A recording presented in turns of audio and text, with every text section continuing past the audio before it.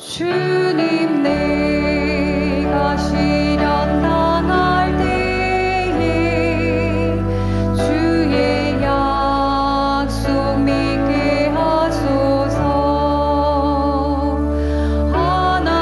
하나님의 말씀 의지하여 위로 얻게 하여 주소서.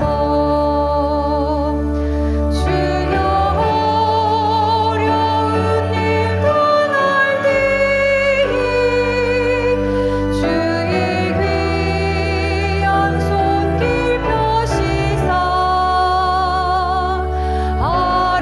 하루하루 도와주옵소서. 전국 무대 이를 때까지. 505장 부르시겠습니다. 505장입니다.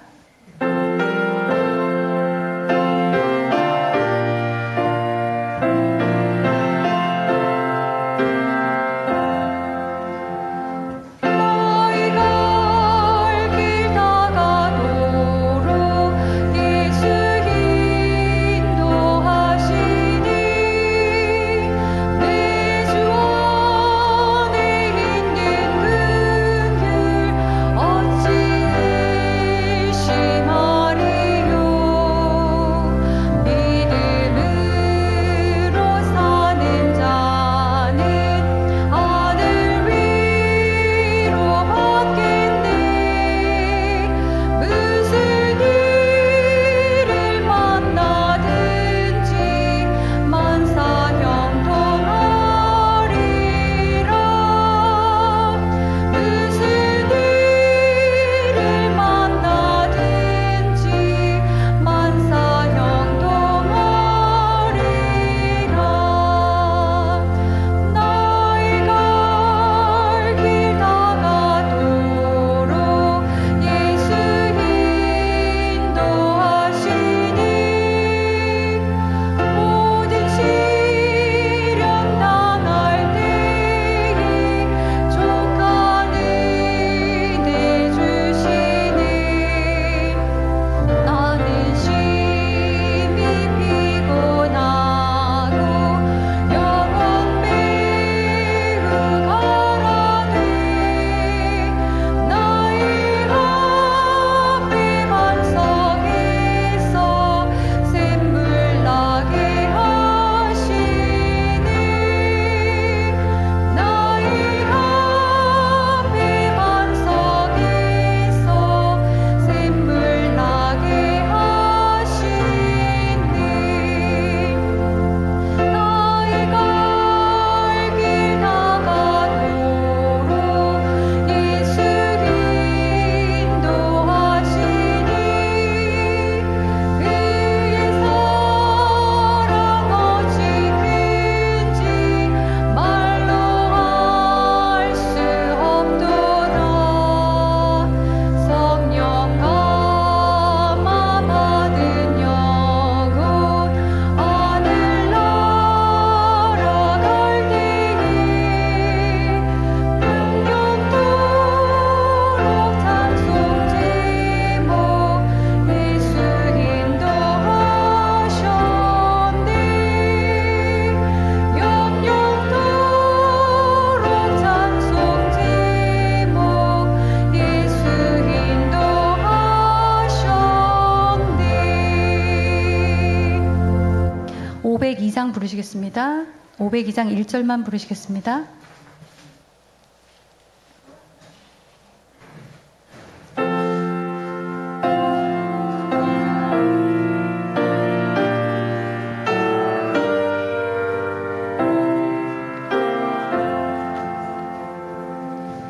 날 인도하는 손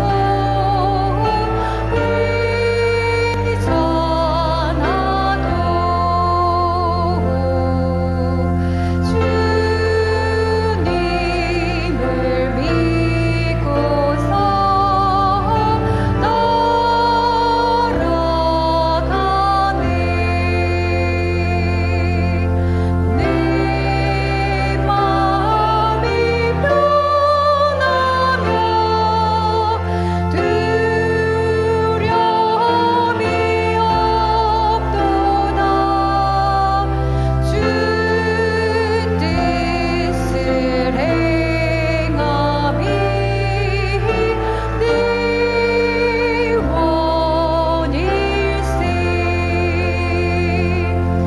같이 기립하여 주시기 바랍니다. 나는 예배자입니다. 부르시겠습니다.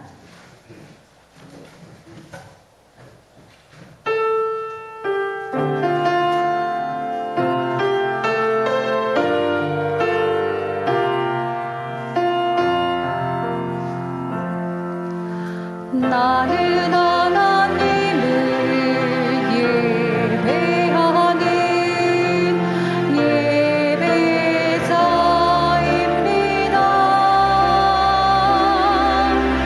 내가 서 있는 곳 어디서나 하나님을 예배합니다. 내 영혼 거룩한 은혜를 향하여 내 마음 완전한 하나님 향하여 이곳에서 바로 이 시간 하나님을 예배합니다. 오늘의 초청의 말씀입니다. 형제들아 너희 가운데서 성령과 지혜가 충만하여 칭찬받는 사람 7을 택하라. 우리가 이 일을 그들에게 맡기고 우리는 오로지 기도하는 일과 말씀 사역에 힘쓰시니라 하니. 처참히 부르시겠습니다.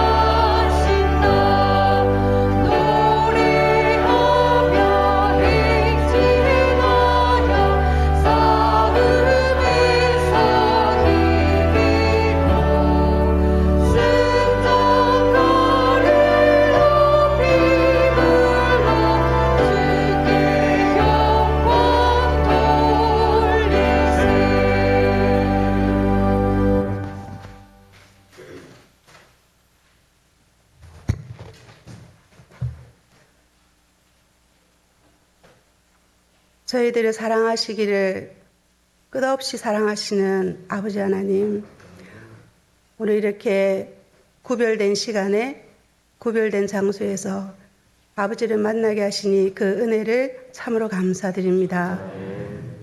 저희에게 태초부터 축복하시마 약속하신 그 놀라운 축복을 오늘 저희들에게 마음껏 내려주시고 저희가 그 축복으로 인해서 나의 형제들과 우리의 가족들과 또한 아버지를 알지 못하는 모든 이웃들까지도 사랑으로 그 사랑을 나눌 수 있는 우리 모든 교우님들에게 은혜를 더하여 주시옵소서. 오늘 목사님을 통하여 아버지께서 저희에게 요구하시는 그 말씀을 순종하고 따르는 저희가 되게 도와주셔서 참으로 아직 아버지를 못하는 그 많은 영혼들을 사랑하는 마음으로 찾아갈 수 있는 저희들 마음 되게 도와주시고 목사님의 입술을 통하여 선포하실 때 거기에 순종하는 마음 갖게 저희들의 마음을 먼저 성령님으로부터 부드럽게 만들어 주시옵소서. 시종을 주께서 홀로 영광 받으시고 우리 모두가 아버지를 참으로 마음속 깊이 찬양하는 귀한 안식일 되게 도와주시옵기를 사랑하는 예수님의 이름으로 기도드립니다.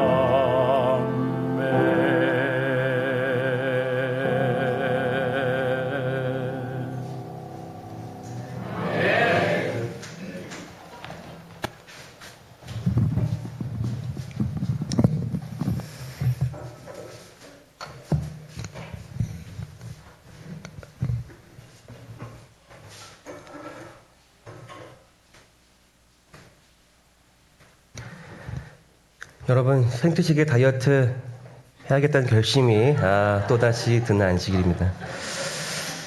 우리 하늘숲 찬양대에 참 인재들이 많이 계십니다.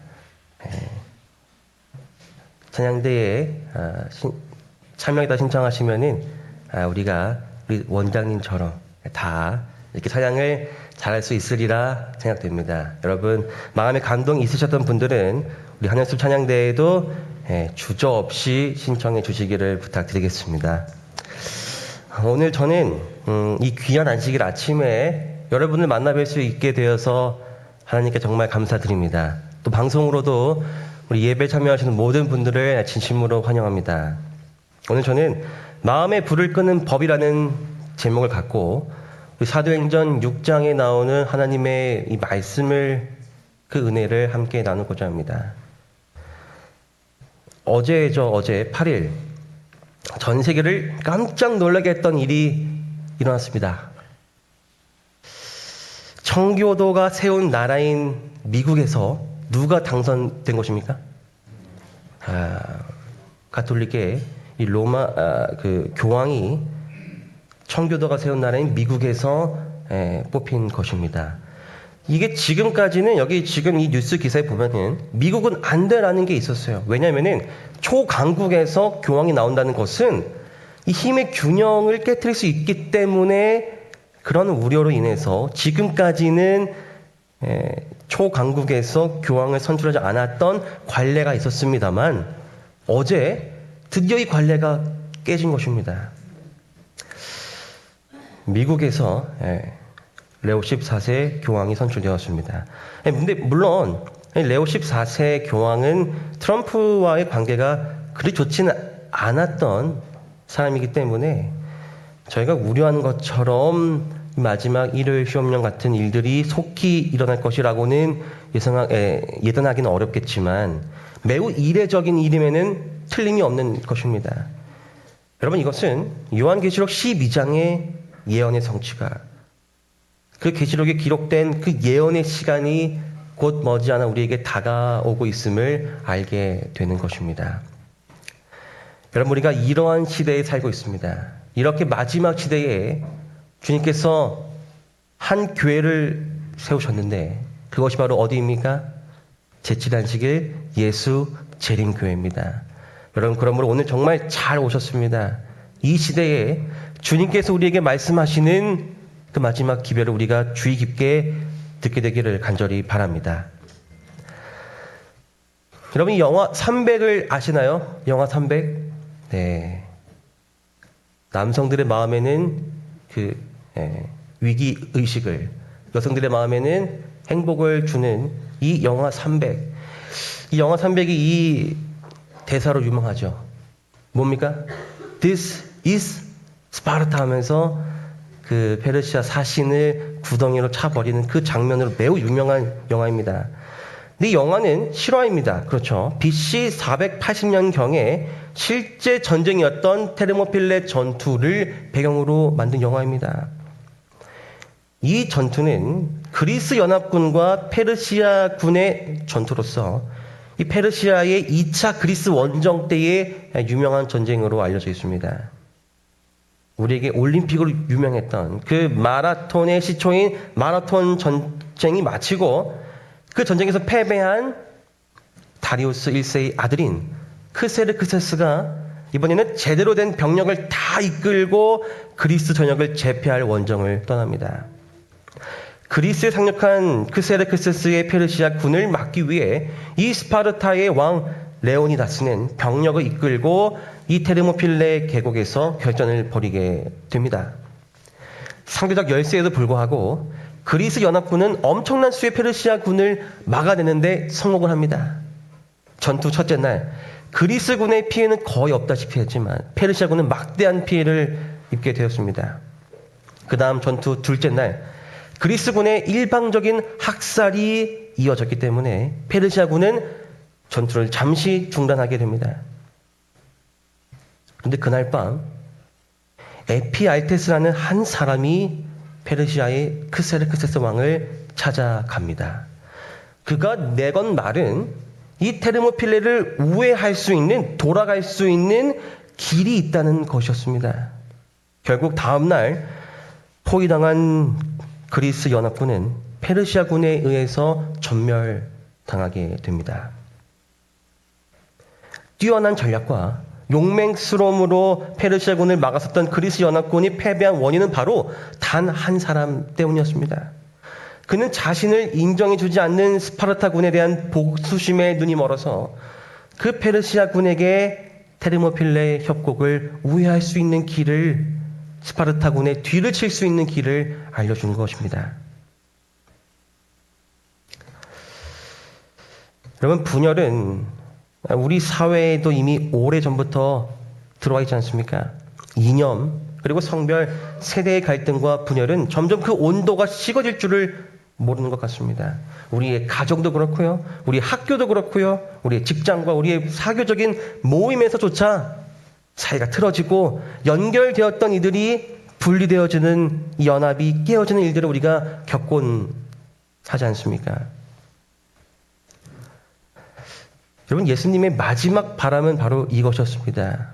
예수님께서 십자가에 달리시기 이전에 홀로 기도하시면서 다음과 같은 기도 내용을 하십니다. 요한복음 17장에 있는 내용입니다.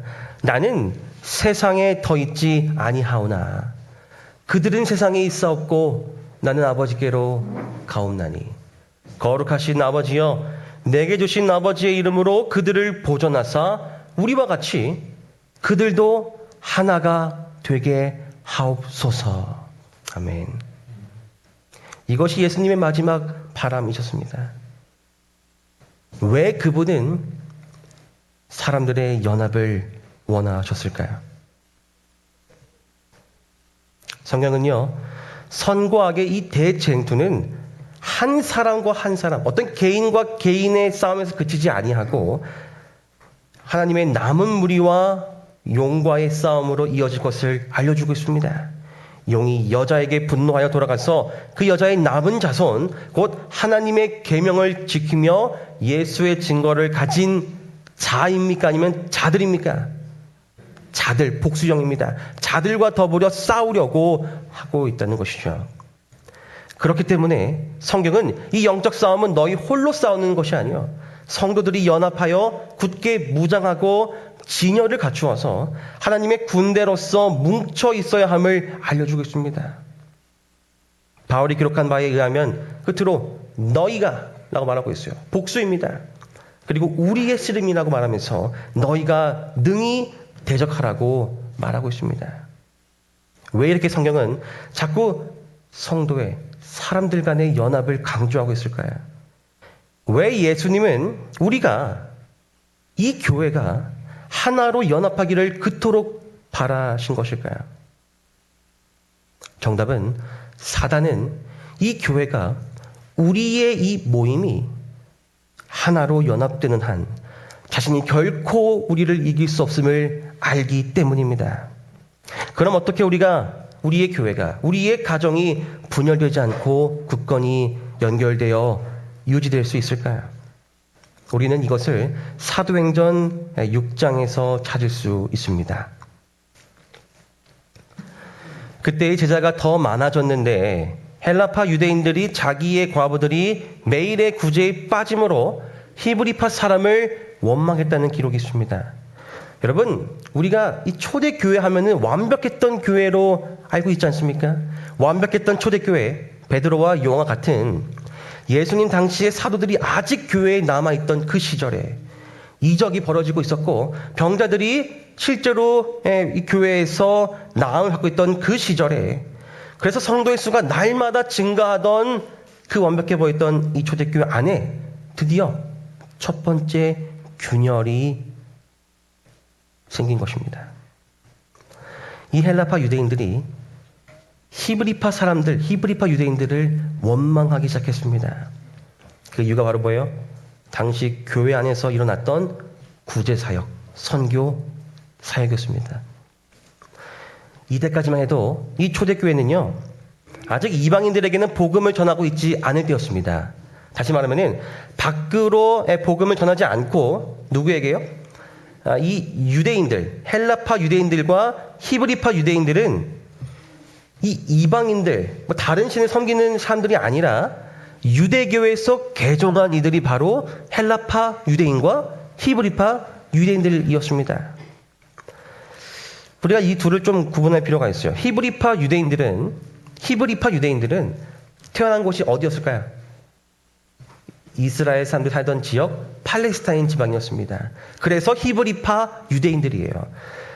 당시 세계 공용어였던 헬라어는 조금만 알고 있었고 그들이 주로 하는 말은 아람어였습니다.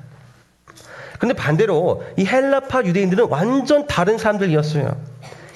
유대인이긴 유대인인데 태어난 곳이 이 팔레스타인 지방이 아니라 어디일까요? 그 유대 밖에 세계 곳곳이었습니다. 거기서 태어나서 국적만 그 유대인이긴 유대인이지만 태어난 곳은 다른 나라였고 그들이 사용하던 언어 또한 아람어가 아니라 그 당시 세계 공용어였던 헬라어였습니다. 그렇게 해외에 있다가 이 헬라파 유대인들이 다시 이스라엘로 들어온 다음에 그들이 이제 어떻게 했냐면은 그들만 따로 모여서 예배를 드리기 시작한 것입니다. 여러분 이게 좀 이해하기 쉽게 설명을 드리면은 미국으로 이민을 가서 거기서 태어난 2세들이 다시 우리 한국을 돌아와서 그 미국 한인교회를 만들고 한국에서 거기서 예배를 드린 것과 똑같은 상황입니다. 우리가 이렇게 이해하면 좀 쉽겠습니다. 사용하는 언어도 완전 다르고 이 태어난 문화와 배경이 너무나도 다른 두 유대인 집단이었습니다. 이 전혀 다른 두 배경의 사람들이 복음을 접하고 이제 그리스도교로 개종한 것입니다.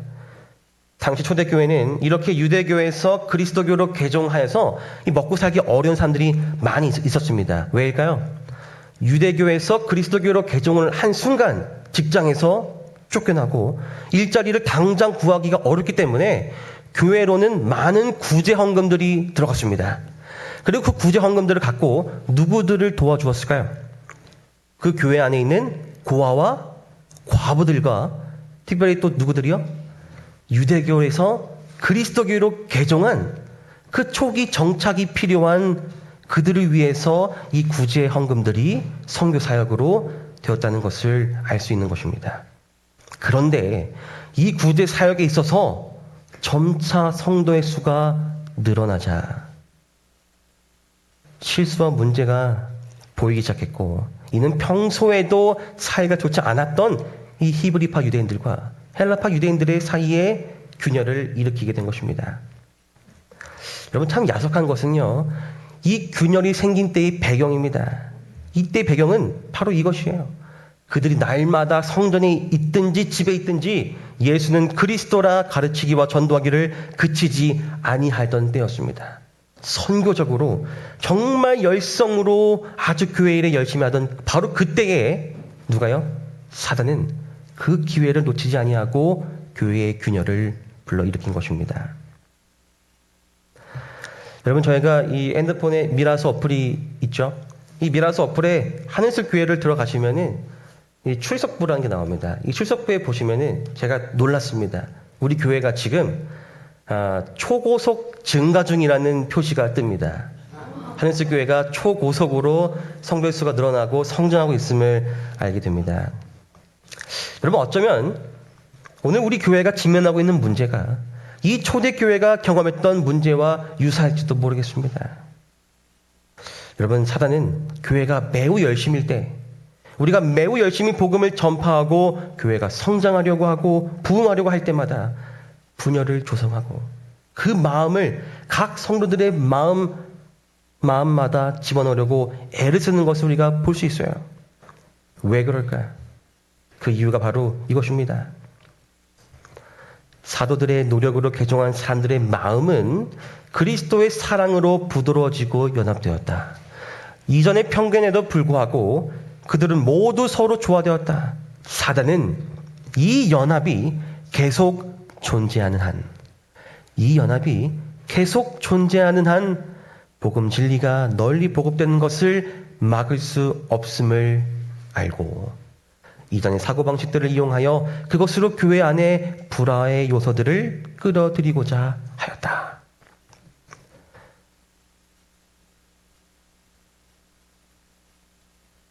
성도들의 노력으로 교회 안에 다양한 나라의 다양한 계층의 그리스도인들은 서로 하나가 되었습니다.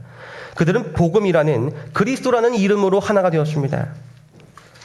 사단은 바로 이 연합이 계속 지속되는 한, 이 선교 사업이 계속되는 한 자신이 결코 이길 수 없음을 깨닫고 서둘러 그 각 사람들의 마음에 불화와 균열의 마음을 심어놓은 것입니다.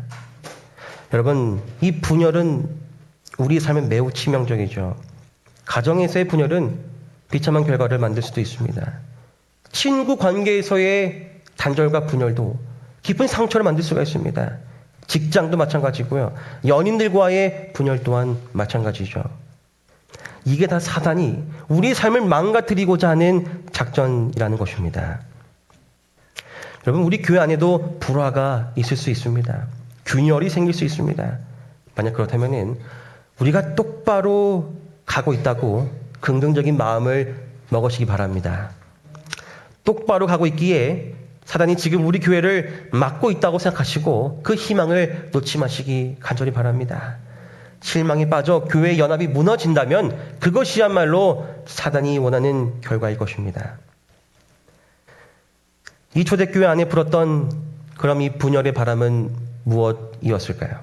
첫 번째는 바로 의심이었습니다. 그때 제자가 더 많아졌는데 헬라파 유대인들이 자기의 과부들이 매일의 구제에 빠짐으로 히브리파 사람을 원망했다고 나와 있죠. 영감의 글은 말합니다. 그리하여 시간이 흘러 제자들이 증가했을 때에 원수는 믿음의 형제들을 질투하고 그들의 영적 지도자들의 과오를 찾는 습관을 가졌던 어떤 사람들을 의심하게 하는데 성공하였다. 어떤 사람들을 의심하게 하는데 성공하였다. 초대교회 내에서 헬라파 유대인들이 어떻게 의심하게 되었을까 생각해 보면 이유가 나옵니다. 첫 번째 뭐예요? 배경이 완전 다른 것이죠. 한쪽은 헬라파 유대인, 한쪽은 히브리파 유대인이죠. 히브리파 유대인들은 신기하게도 이 동족인 헬라파 유대인에게조차 선민 사상을 갖고 있었습니다. 왜 그래요? 유대인 중에서도 예루살렘에서 태어난 유대인과 저 이방 나라에 태어난 유대인은 차이가 있다고 그들이 믿고 있었기 때문이죠. 자신들이 더욱더 하나님과 가까운 존재예요. 내가 더욱더 주님께로부터 더 큰 상을 받을 삶이라는 사실이 그들 사이에 벽을 만들고 균열을 이루는 것이 사회적으로 있었습니다. 그들 사이엔 오랜 불신과 적의가 있었던 것입니다. 그리고 또한 이 유대교 사회에서 그리스도교로 개종한 사람들의 수를 보면은 누가 더 많았을까요? 당연히 히브리파 유대인들이 대다수였습니다. 헬라파 유대인들에서 이 기독교로 개종한 사람들은 극소수였습니다. 교회 내에서도 무시받을 수 있었고 교회 내에서도 소리를 내지 못하는 그런 소수였다는 것이죠. 교회 밖에서도 억울했던 헬라파 유대인들은 교회 안에서조차 억울한 일을 겪게 되자 복음을 듣고 사라졌었던 이 불신과 적의가 다시 의심이 돼서 마음속에 스멀스멀 올라오기 시작한 것입니다. 여러분, 의심은 우리를 분열시킵니다. 서로 의심하고 있으면 신뢰가 없어지고 결국 이런 배신을 정당화하지 않습니까? 여기 한 재미있는 영상을 좀 보도록 하겠습니다. 아내가 남편을 주기 위해 주스를 따르는데 좀 모자라니까 어떻게 해요? 물을 좀 부었습니다. 근데 이 손을 잘 보시면은 아내가 거꾸로 놓았어요. 남편은 다시 바꿔서 아내에게 주스를 주었습니다. 그럼 참 이게 웃긴 영상이죠. 둘이 서로를 의심하니까 아내가 애초에 그 물이 담긴 것을 자신의 앞에 둔 것입니다. 그러니까 남편은 분명히 나한테 줬겠지라고 의심해서 다시 바꿔서 그 주스를 아내에게 준 것이죠. 여러분, 이렇게 웃긴 의심도 있지만 우리의 삶을 망가뜨리는 의심도 있지 않습니까? 부부 사이에도 의심이 생기면 가정이 망가집니다. 친구 사이에도 의심은 관계를 망가뜨립니다. 여러분, 교회에서도 의심이 나타나기 시작하면은 끝이 없습니다. 왜 저 사람이 나한테 이렇게 말했을까? 왜 나한테만 저렇게 행동할까? 여러분, 이게 끝이 없습니다.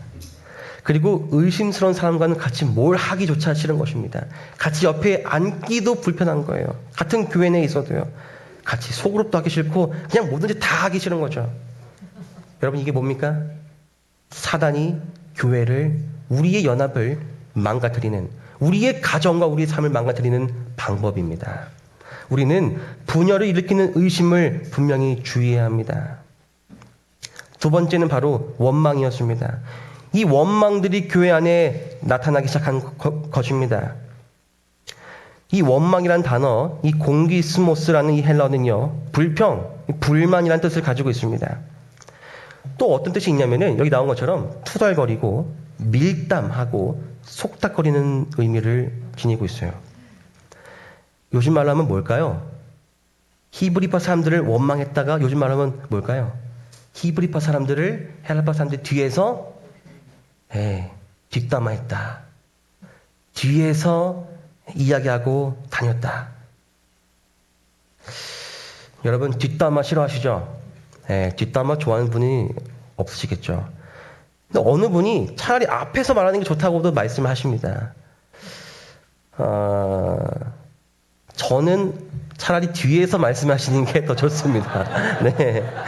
앞에서 말하면 싸움이 날 수도 있지 않습니까? 사실 앞이나 뒤나 아예 안 하는 게 더 좋죠. 헬라파 유대인들의 마음에도 의심이 생긴 것입니다. 왜 우리만 차별할까? 저 히브리파 사람들이 우리를 싫어해서 그런가? 왜 자기 사람들만 더 챙길까? 이 의심이 이제 뭐예요? 안에 있던 의심이 밖으로 나가서 뒷담화가 되기 시작한 것입니다. 여러분, 의심은요, 개인의 마음 속에서 생겨납니다. 의심은 개인의 마음 속에서 생겨나는 것이에요. 그러나 불평과 투덜거림, 밀담은 혼자가 아니라 누구랑 하는 거예요? 다른 사람과 하는 것입니다. 여러분, 이 산불이 초기에 진압이 안 되면 더 큰 산불이 나는 것처럼 분열의 불이 개인의 마음 속에서 사라지지 않으면 밖으로 나가서 더 번지게 되는 것입니다. 산불이, 대형 산불이 일어나게 되는 것입니다. 교회도 마찬가지입니다. 저 사람 왜 저래? 왜 나만, 왜 우리만 이렇게 시작하면은 여러분 어떻게 해야 돼요? 빨리 마음의 불을 끄셔야 합니다. 안 꺼지면요, 이 불이 안 꺼지면 계속 불이 붙습니다. 누구에게로 붙을까요? 옆 사람에게로 계속 붙는 것입니다. 그렇게 되면은 교회 안에서 수근거림이 시작되고 분열이 시작됩니다. 아무리 좋은 의도로 시작한 이야기를 할지라도 수근거림이 시작되면 멈출 수밖에 없습니다. 사단이 이걸 너무나 잘 알고 있어요. 그렇기 때문에 이 작전을 매우 그가 잘 사용합니다. 우리의 가정도 마찬가지고요. 사람들과의 관계도 마찬가지고요. 교회 안에서도 너무나 자주 이 강력한 작전을 사용합니다. 그러므로 우리가 이것을 매우 깊게 주의할 필요가 있습니다. 세 번째, 사단의 이 초기 교회에 나타났던 분열의 모습은 바로 본말 전도입니다. 이 본말 전도란 고사성어로 그 뜻은 이 뿌리와 잎사귀가 뒤바뀌어 있는 모습을 의미하죠. 여기 사진에 나온 게 바로 천장에 자라는 나무입니다. 신기하죠? 뿌리가 어디 있어요? 위에 있습니다. 다른 말로 하면은 주객전도라고도 하죠. 여기 그림처럼 한 이슈가 있었습니다. 바로 누군가가 스타벅스에서 커피 300잔을 시켜놓고 그냥 프리 커피라고 하고 두고 가버린 것이었습니다. 근데 이게 왜 문제가 되었냐면은 이렇게 한 이유가 있었어요. 이 사람이 스타벅스 커피 300잔을 주문한 이유가 무엇이냐면은 사은품을 받기 위해서 300잔을 주문하고 커피는 자기가 다 안 마실 거니까 버리긴 힘드니까 그냥 카페에 둬서 다 그냥 무료 나눔으로 하라고 하고 사은품만 챙겨서 간 것입니다. 이게 완전한 이슈가 되었어요. 완전한 주객전도, 본말 전도의 현상입니다. 여러분, 12사도들 또한 동일한 문제를 느꼈습니다. 사도들이 다른 제자들을 불러놓고 말합니다. 우리가 하나님의 말씀을 제쳐놓고 접대를, 이 구제 사역을 하는 것이 마땅하지 아니한 것 같다.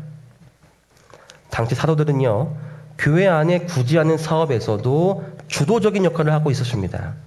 바나바, 아나니아와 삽비라 같은 이 밭을 팔아서 사도들의 발 앞에 두었다는 내용을 보았을 때 우리가 그것을 알 수 있어요. 사도들이 구제 사역에도 일을 하였습니다.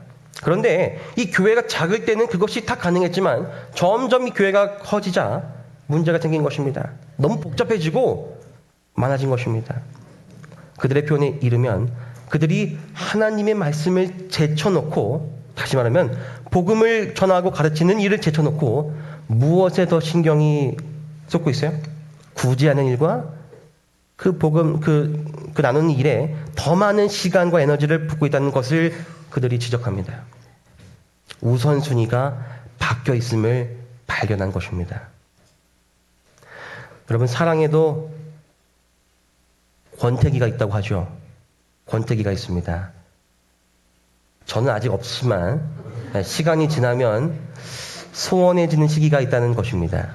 처음에는 이 좋아해서 영화도 보고 밥도 먹었는데 나중에는 뭐예요? 혼자 밥 먹기는 싫으니까 불러내서 같이 먹고, 혼자 뭐 영화 보고 싶은데 혼자는 조금 창피하니까 그냥 불러내가지고 그냥 같이 시간 때우고, 앞뒤가 바뀌어버린 것입니다.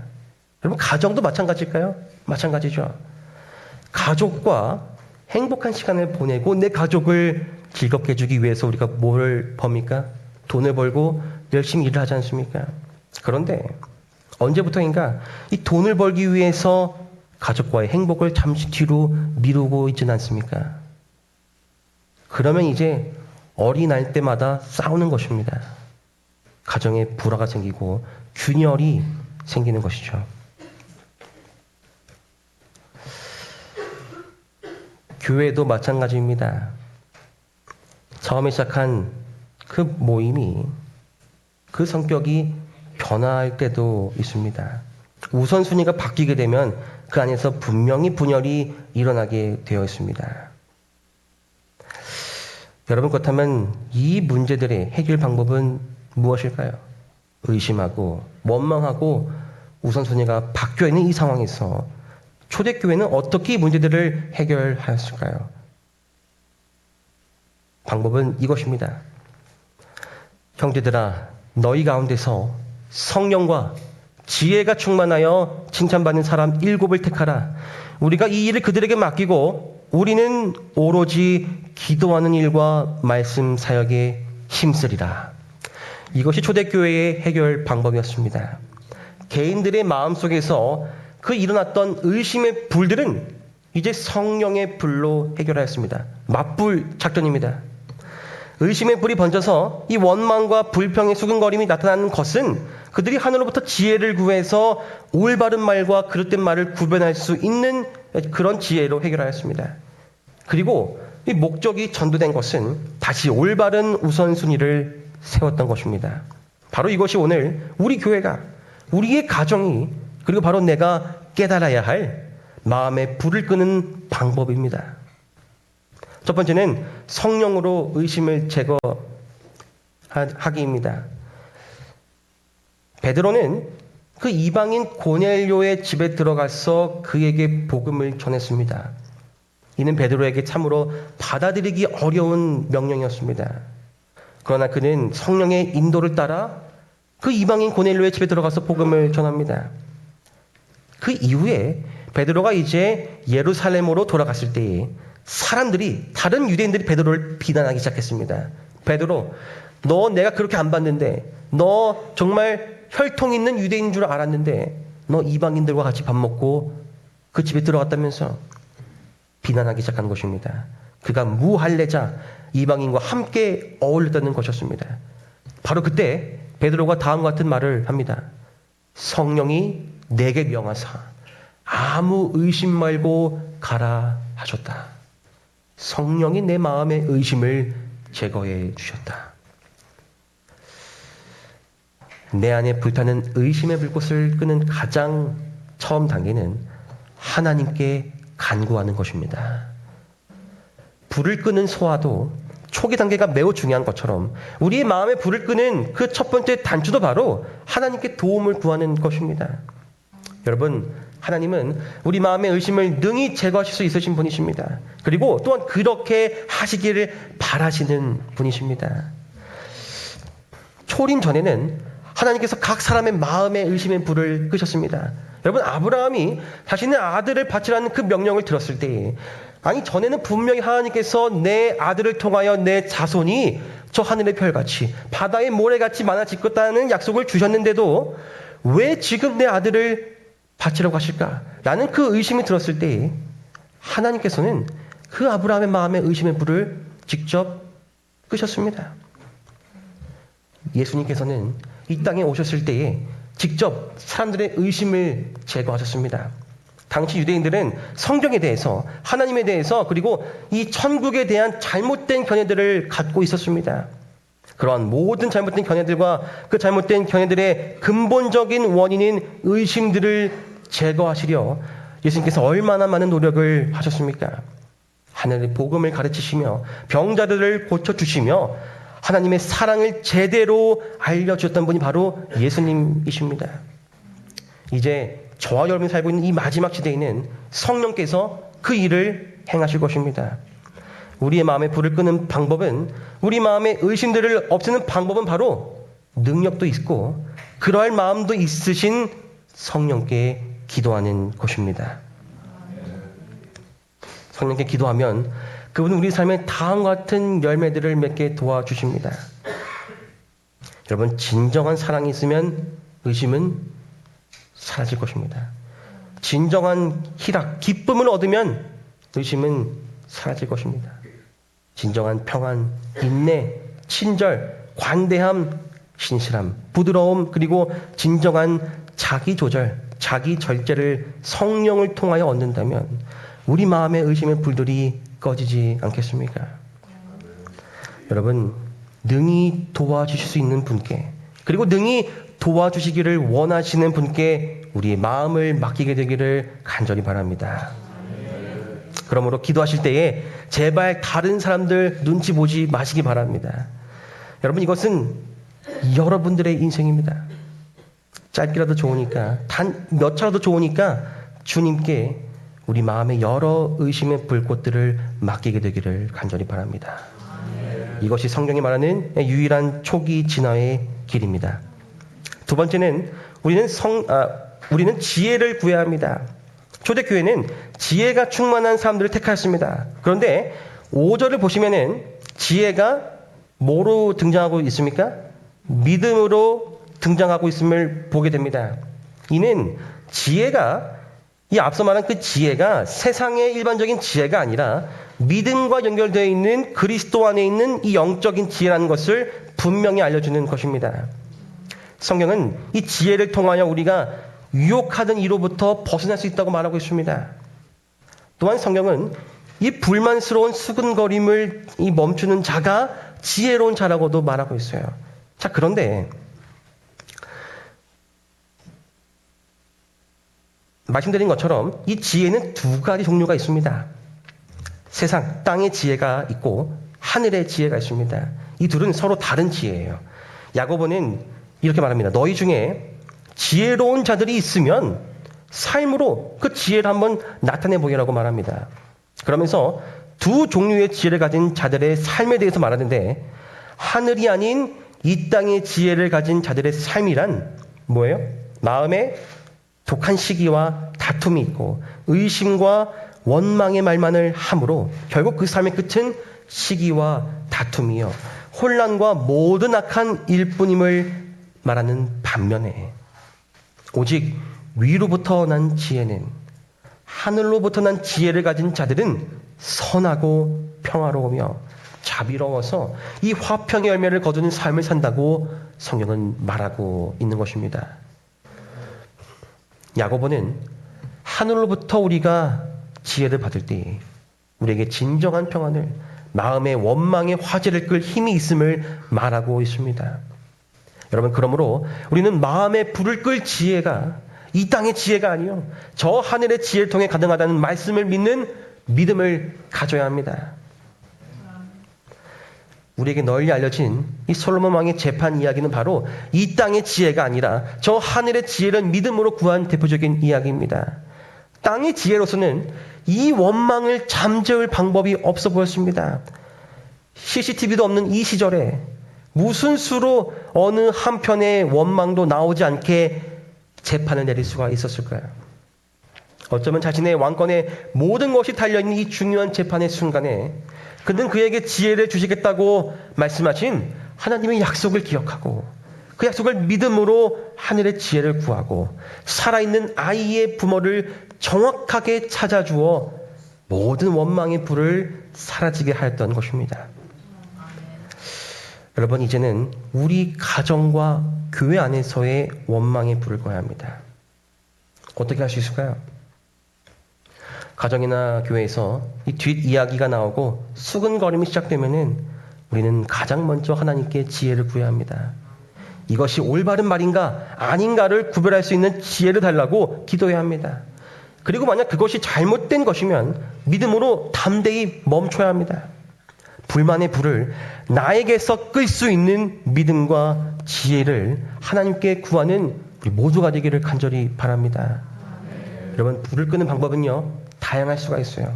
그러나 상처 주는 방법이 아니라 하늘의 지혜로운 방법을 구하시기 바랍니다. 하나님의 지혜로 분열을 막는 저 여러분 되기를 간절히 바랍니다. 마지막으로 우리는 우선순위를 올바로 재설정해야 합니다. 그들은 말했습니다. 우리는 오로지 기도하는 일과 말씀 사역에 힘쓰리라 하니 온 무리가 이 말을 듣고 기뻐했다. 사도들은 이제 그들이 하나님께로 받은 바 그 사명에 충실할 수가 있었습니다. 선교 사업에 대한 중요한 원칙들이 다시 올바로 세워진 것입니다. 그러자 모두가 한 마음으로 기뻐했습니다. 여러분 우리 가정에도 올바른 우선순위를 만드시기 바랍니다. 돈과 재물, 성공과 명예를 얻기 위해서 가족들은 뒷전으로 두고 고군분투하기보다는 무엇이 더 중요한지를 깨달아 올바른 우선순위를 세워서 사랑하는 우리 가족들을 위해 살아가며 우리가 그렇게 결심한다면 우리의 가정의 모습은 어떻게 달라질까요? 나보다는 남편과 아내를, 나보다는 우리 자녀들을, 나보다는 우리 부모님들을 더욱 아낀다면 우리의 가정의 모습은 어떻게 달라지겠습니까?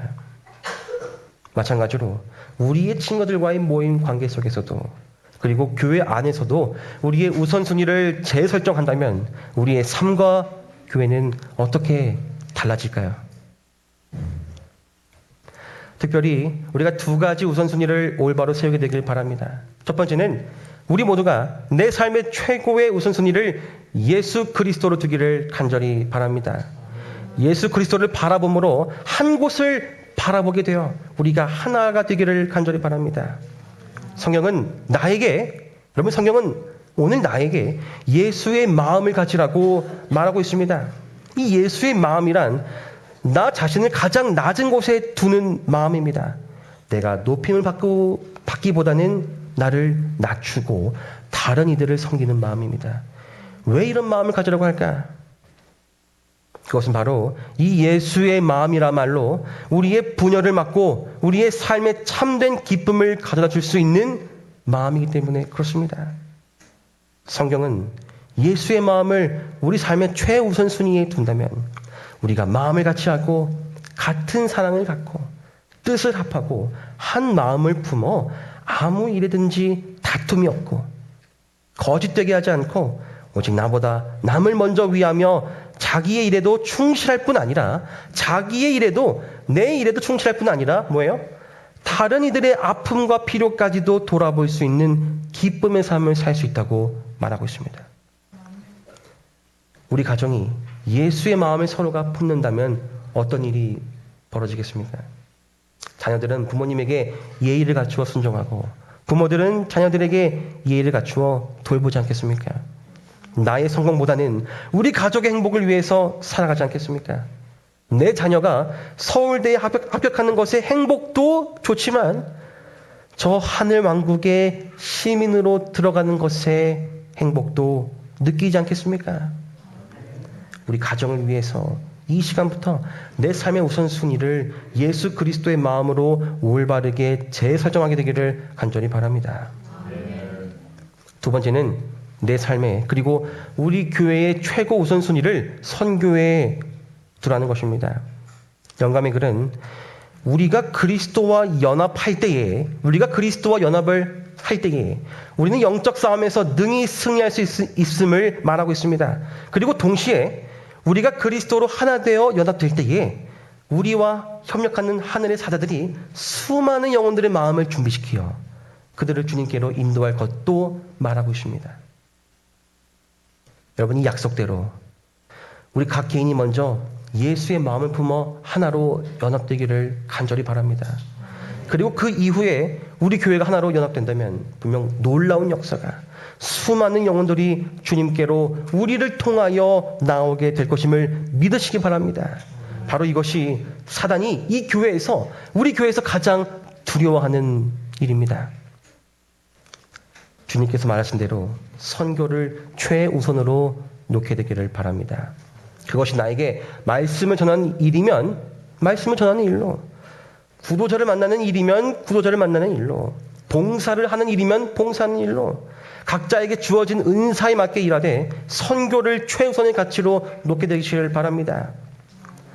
우리가 말씀을 전하고 가르치는 일도 영혼 구원에 있으며 우리가 봉사하는 일, 우리가 교회 행사를 진행하는 것, 우리가 교회를 청소하는 것, 우리가 점심을 준비하는 것, 초청 안식일을 진행하고 새벽 기도를 하는 것 모두가 다 우리의 모든 사업들이 영혼 구원의 그 선교에 초점이 가장 먼저 맞춰지기를 간절히 바랍니다. 우리 모두의 눈이 예수 그리스도의 십자가를 바라봄으로 영혼 구원을 염원한다면 교회 안의 분열은 일어날 수 없을 것입니다. 여기 키가 크고 힘이 센 한 사람이 전쟁터에 있었습니다. 그는 그 덩치에 걸맞게 거대한 무게를 지닌 위협적인 존재였습니다. 그는 적군들을 바라보며 그들을 위협하고 저기를 상실하게 만들었습니다. 그는 분명 적군들에게 있어서 연합을 무너뜨리는 아주 위협적인 존재였습니다. 그를 보며 사람들은 자신들이 전쟁에서 승리할 수 있을까 의심하기 시작했습니다. 그 의심은 하나둘씩 밖으로 나아가 그 부대 안에서 불평스러운 수근거림으로 뒤바뀌게 되었습니다.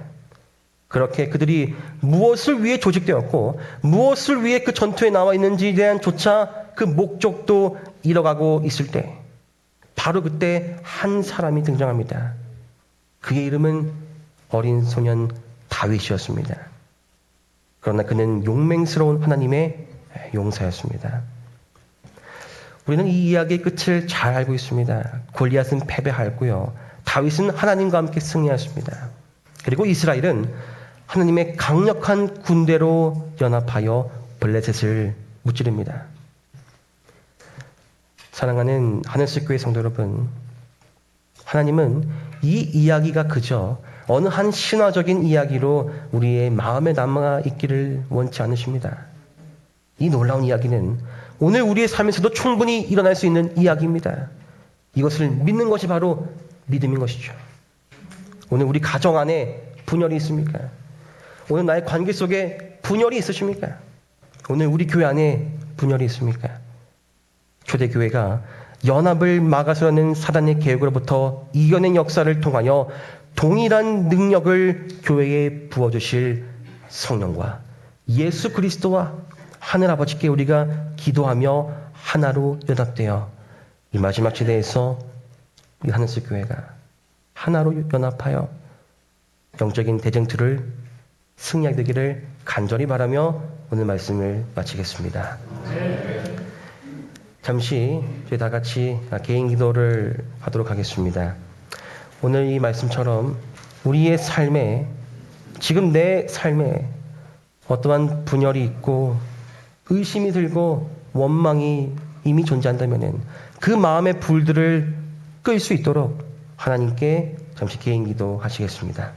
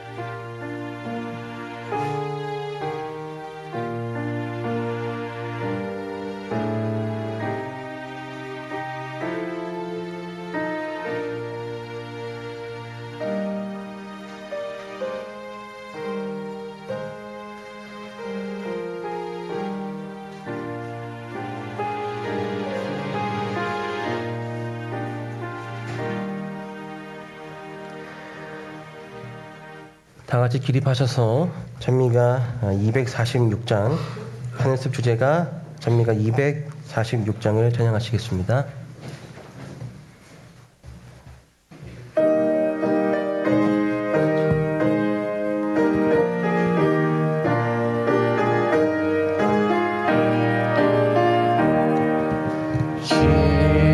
시온성과 같은 교회 그의 영광 하나 없다.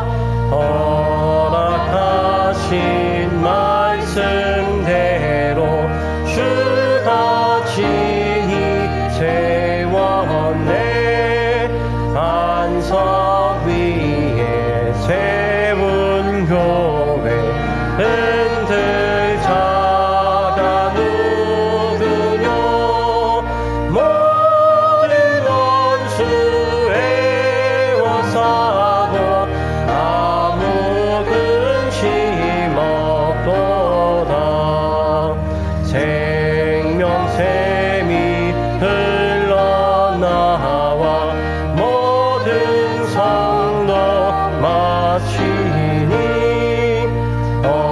언제든지 솟아나와 부족함이 없도다. 기험하니 흘러가니 누가 다시 가랴.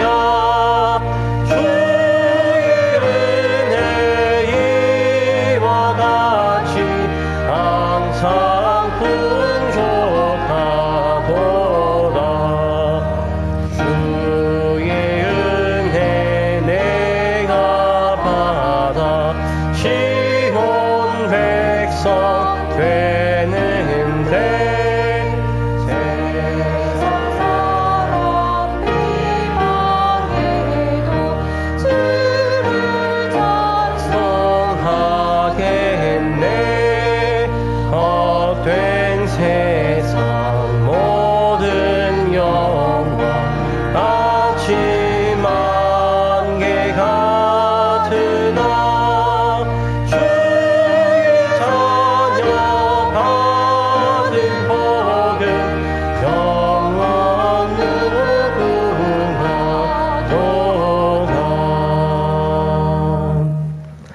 하늘에 계신 우리들의 아버지 하나님, 우리의 마음이 참으로 연약함을 주님께 고백합니다.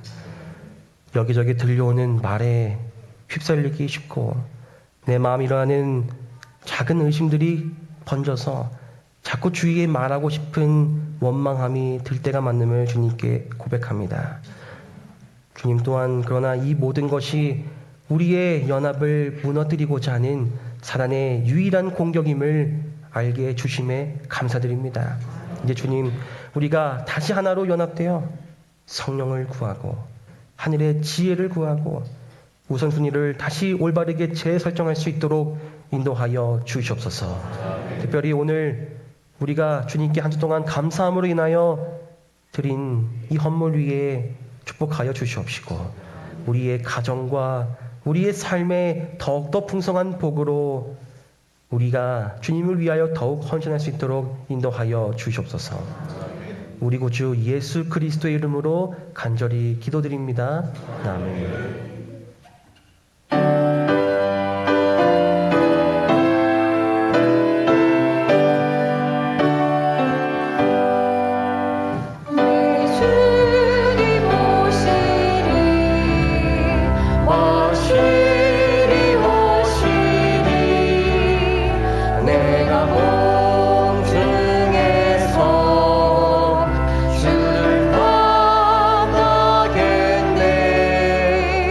내